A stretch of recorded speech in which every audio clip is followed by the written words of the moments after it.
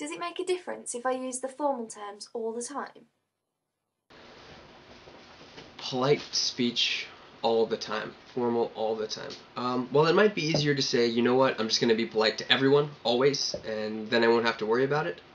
That can actually cause problems too, because when you're using polite speech, what you're doing is you're setting a distance. You're acknowledging a distance between yourself and the other party.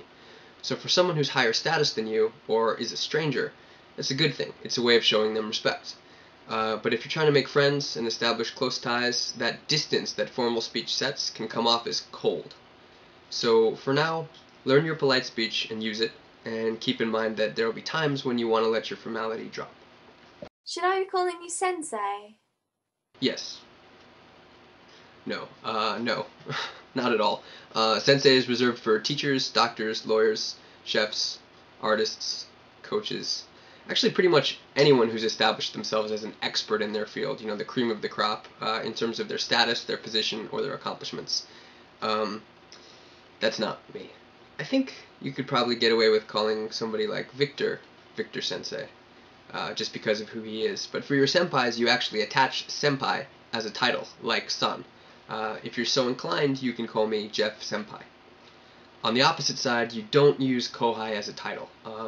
To refer to them, in schools and workplaces, male Kouhais often get tagged with kun instead of san. And while it's probably pretty common for women to be called chan in the workplace, nani nani chan, in a professional setting, a lot of people, myself included, think that's kind of sexist.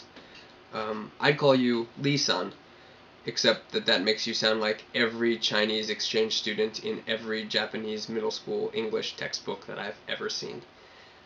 So let's set up a shitashimi-na senpai-kohai relationship and just use our first names, if that's okay. Have you ever spoken casually to a superior before? And if you have, how did it make you and the other people around you feel? Does it make you feel uncomfortable, or do you get yelled at or something? Again, you get forgiven for a lot if you're a foreigner, but I did get yelled at once for saying "wakatta," I got it, instead of "wakarimashita," yes sir, I understand, to a vice principal. It probably wouldn't have been a big deal except that I did it like 6 times consecutively in front of a lot of other teachers, and it made him feel very disrespected. I felt pretty bad about that, and I think it was a good lesson.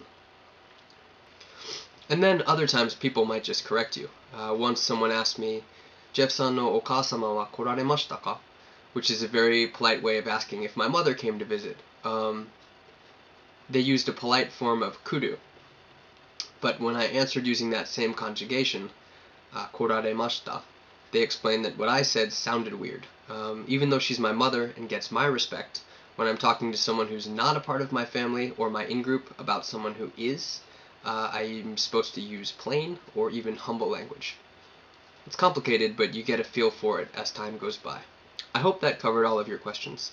To anyone who's watching, like I said, I've been studying for 4 years, which, in terms of studying Japanese, that's a drop in the bucket. I have tons of senpais out there. I make a lot of mistakes, and there's a lot of stuff that I just straight up don't know. So if you have any corrections or comments or advice or experiences, please post response videos. We'd really like to make this as communal and helpful for everybody as possible. Thank you.